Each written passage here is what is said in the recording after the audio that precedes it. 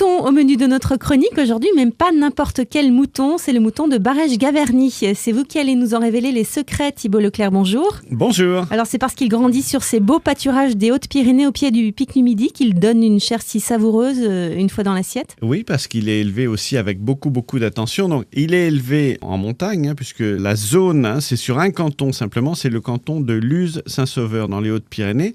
Ces moutons sont élevés sur une altitude entre 600 et 3300 mètres d'altitude. Donc c'est beaucoup, mais c'est de l'élevage extensif. Donc les moutons sont laissés en totale liberté. Il n'y en a pas beaucoup, il y a 3000 têtes à peu près. C'est une des plus petites AOC, à la fois par le nombre d'éleveurs, il y en a une vingtaine, et puis par le nombre de bêtes concernées. Alors il y a l'air, j'imagine, de la région, il y a le pâturage qui est particulier c'est surtout le pâturage. C'est un produit qui est saisonnier, on va le commercialiser de juin à janvier à peu près. Pourquoi ? Parce que vous le sortez au printemps, il retourne sur les alpages, il remange une herbe de bonne qualité, et ce n'est qu'à ce moment-là que vous commencez à les récolter, mais en fait à les tuer. Donc on distingue le doublon. Le doublon, c'est un mâle qui a au moins 18 mois.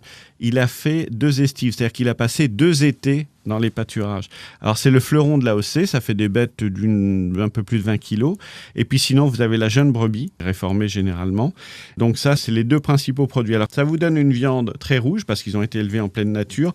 Il y a un peu de graisse, mais elle est très légère, elle est très bonne, elle a beaucoup de goût. Et alors, comment est-ce qu'on va le cuisiner, ce mouton-là, comme tous les autres ou... Vous allez le cuisiner comme tous les autres, mais vous allez le cuisiner surtout avec beaucoup de douceur. Vous savez que la viande n'aime pas les feux vifs, contrairement à ce qu'on pense.